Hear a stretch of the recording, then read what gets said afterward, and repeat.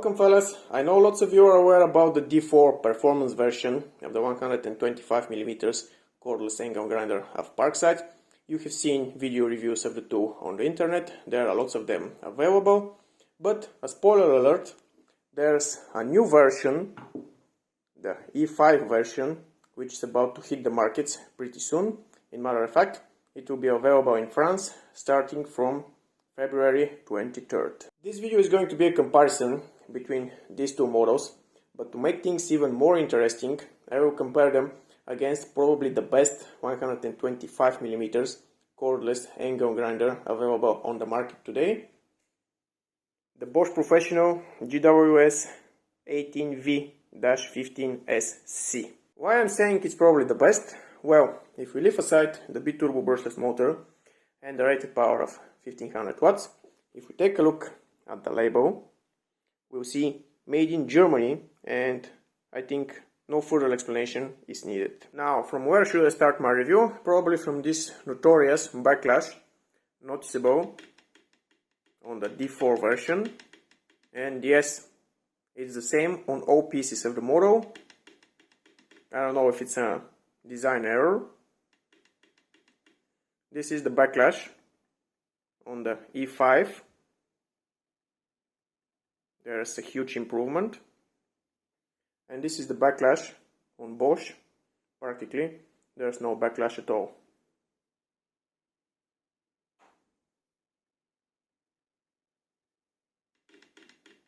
Continuing with something that I saw probably tens of comments about, the clicking sound when rotating the spindle of the D4.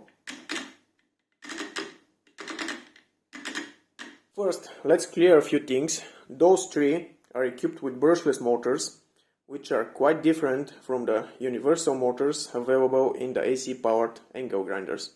The brushless motors have permanent magnets. Second, this is not a centrifugal brake like a comment I read. There's no such thing on an angle grinder. The clicking sound is a combination of three factors: the backlash in the system, the traction between the permanent magnets of the rotor and the stator, and the inertia of the system. It's most noticeable on the D4 version due to the huge backlash. So let me demonstrate you.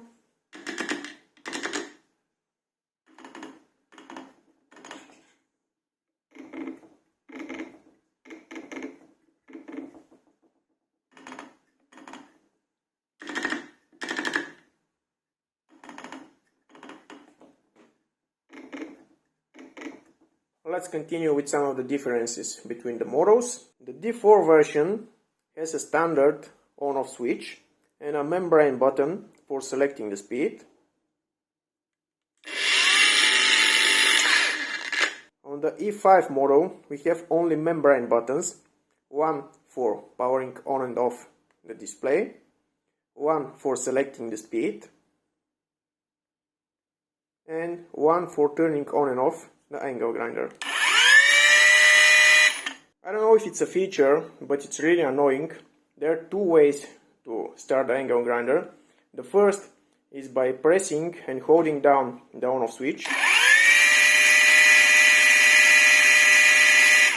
When you release it, the angle grinder stops.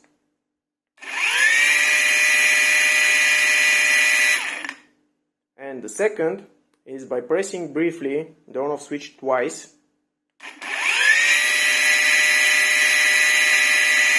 But the angle grinder starts with this really strange interruption in the rotation. Let me demonstrate you again.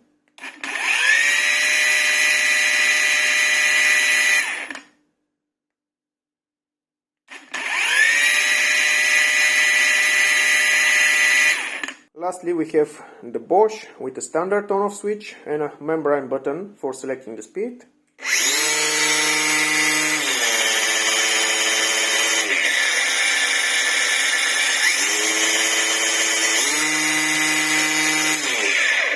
Let's compare the sound of the three machines. Level 6.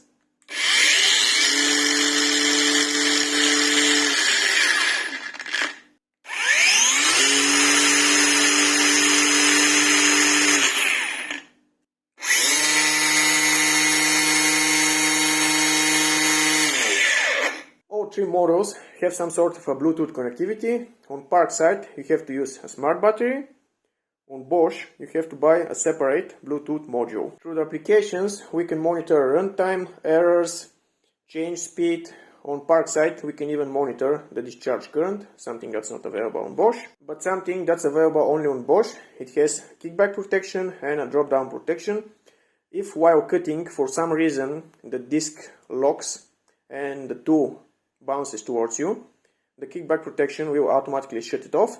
Same goes with the drop down protection. If you drop the tool down on the floor, it will automatically shut off. All three machines have a restart protection. If you remove the battery while running and later reinsert it, the machine won't start automatically until you turn it off and on again. And lastly, again something only available on Bosch, we have an over temperature indicator on the display.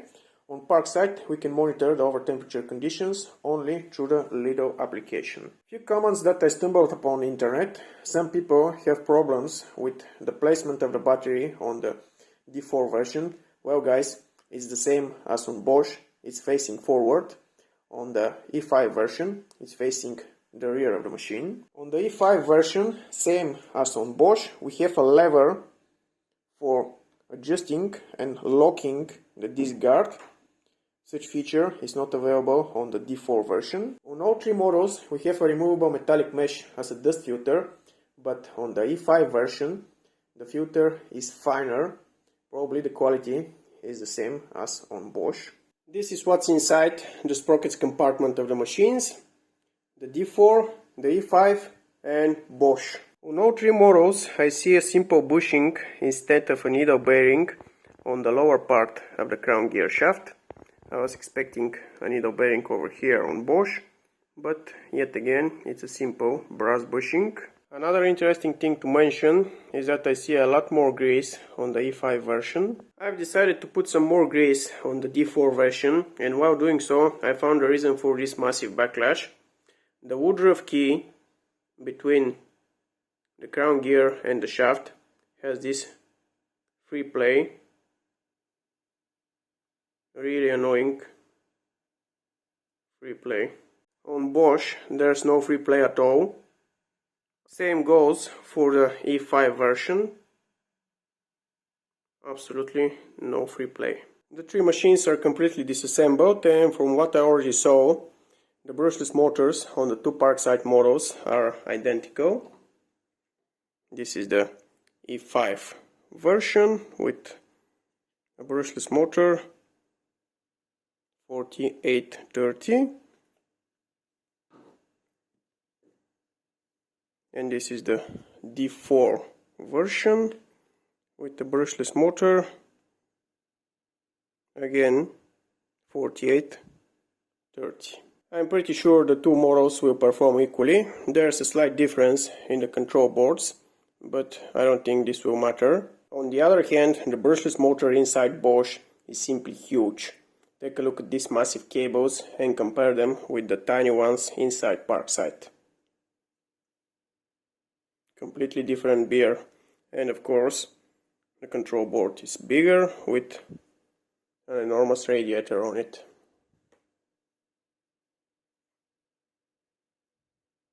Enough talking, let's do some tests. I have a clamp meter with a Hall sensor for measuring the current and a standard voltmeter for measuring the battery voltage drop.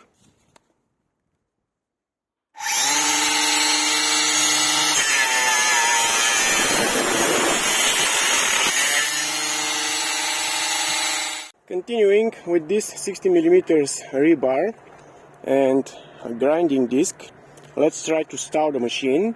It's on level 6.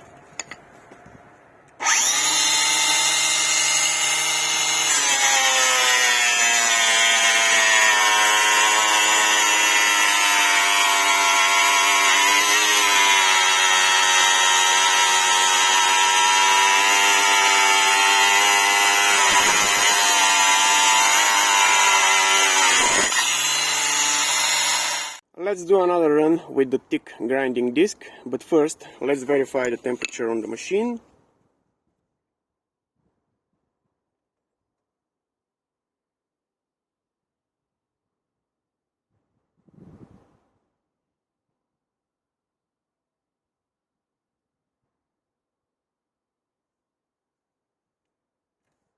Everything seems cold.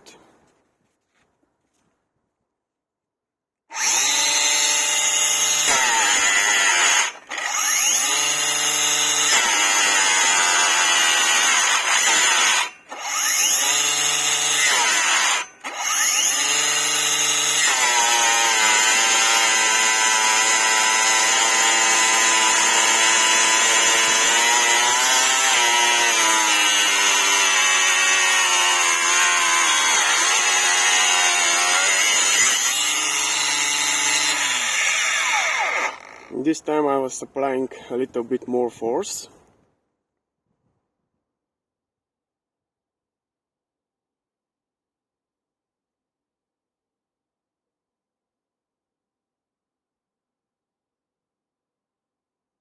Continuing with the D4 version.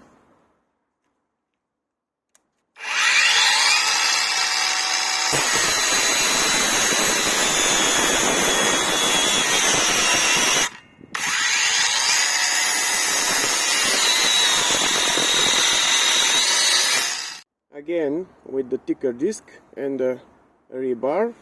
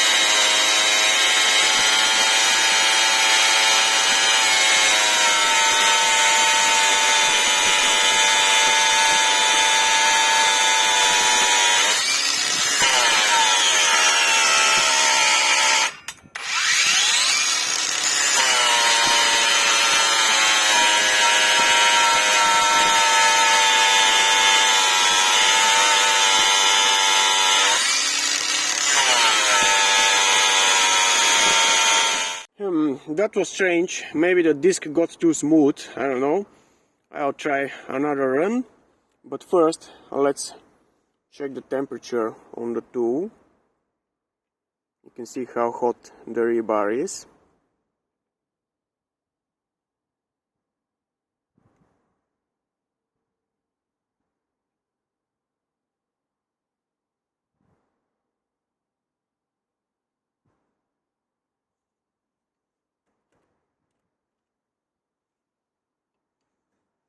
Let's do another run.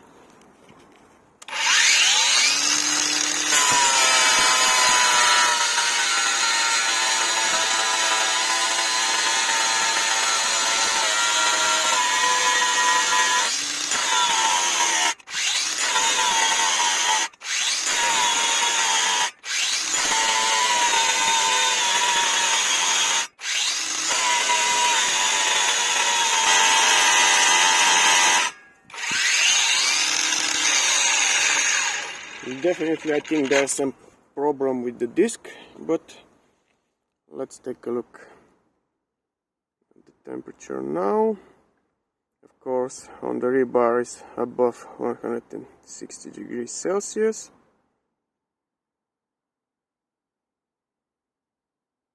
On the tool.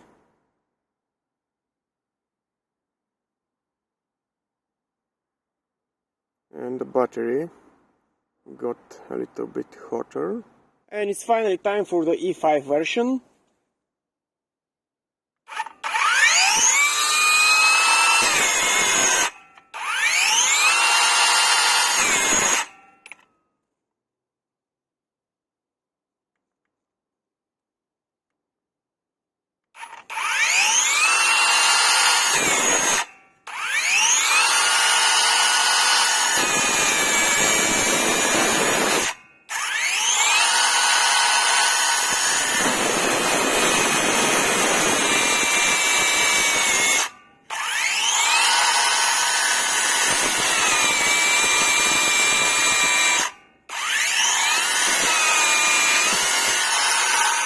Continuing with the rebar and the thick grinding disc.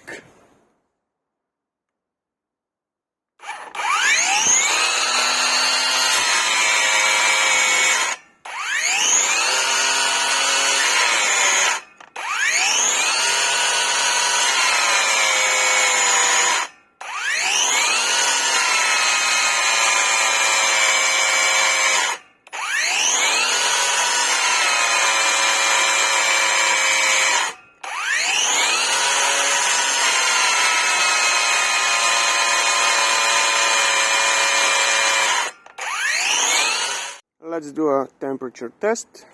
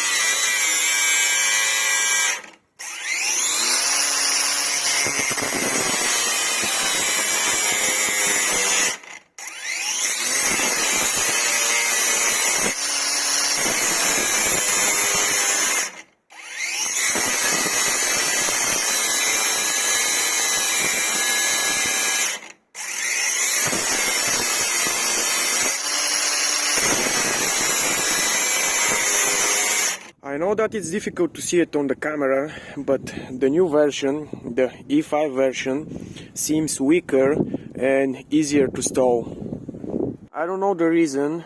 The two machines have exactly the same motor. The difference is in the control board. Other interesting thing is that when I access the two machines using the LiDAR application, this is the D4, I don't see any errors, no over temperature, no lock times, no overcurrent. Same goes for the E5. Again, 0, 0, 0. And yet again, the E5 is super easy to stow. With the 8 amps hour Pro Core battery, I was able to cut 72 pieces of the 16mm rebar. With the 8 amps hour smart battery and the D4 version, I was able to cut 65 pieces of the same rebar. Not bad at all. And with the constant stopping on the new E5 version, I gave up cutting only after 11 pieces. In the end, my honest opinion is that the moral winner from this battle is the D4 version.